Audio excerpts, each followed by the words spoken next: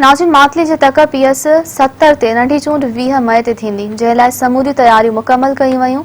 6 अहम उम्मीदवार हिन चूंड में हिस्सो वठी रहिया आहिनि। वधीक तफ़सील हिन रिपोर्ट में। मातली जे तक PS 70 ते नंढी चूंड 20 मई ते रिथियल आहे, जंहिं लाइ समूरियूं तयारियूं मुकमल कयूं वयूं आहिनि।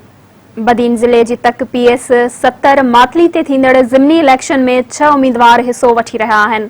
नंढी चूंड जे हवाले सां थींदड़ तयारियुनि ऐं समूरनि इंतज़ामनि खे हतमी शिकल ॾियण लाइ इंतज़ामी अमलदारनि जूं बि मुसलसिल मीटिंग्स जारी आहिनि। District election commissioner Badin Azhar Hussain मुताबिक़ नंढी चूंड में 6 उम्मीदवार मद्दे मुक़ाबिल आहिनि, जॾहिं त चूंड लाइ तयारियूं मुकमल कयूं वयूं आहिनि। PS 70 मातली जे तक ते थींदड़ नंढी चूंड में PP तरफ़ां हाजी मोहम्मद ॾाॾा हालीपोटो, JUI जो मौलाना गुल हसन ज़ौर, GDA जो शाहिद वर्क, मजलिस वहदत अल मुस्लिमीन जो असद लगारी, TLP जो पीर मोहम्मद अली जान सरहंदी ऐं आज़ाद उम्मीदवार अब्दुल अज़ीज़ हालीपोटो चूंड में हिस्सो वठी रहिया आहिनि।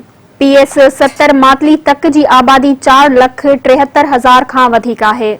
तक में रजिस्टर्ड वोटनि जो तादाद 1,66,809 रिकॉर्ड कयो वियो आहे। मातली में 20 मई ते थींदड़ नंढी चूंड लाइ 123 पोलिंग स्टेशन्स क़ाइम कयूं वयूं आहिनि। 41 पोलिंग स्टेशन्स हसास, जॾहिं त 12 पोलिंग स्टेशन्स खे इंतिहाई हसास करार ॾिनो वियो आहे। PS 70 ते थींदड़ ज़िमनी इलेक्शन दौरान 1,671 पुलिस एहलकार, जॾहिं त 395 रेंजर्स एहलकार सिक्योरिटी जा फर्ज़ सरअंजाम ॾींदा। PPMPA बशीर अहमद हालीपोटो जे लाॾाणे सबबि मातली जो तक PS 70 ख़ाली थियो हो, जंहिं ते इलेक्शन कमीशन पारां 20 मई ते ज़िमनी चूंड कराई पई वञे।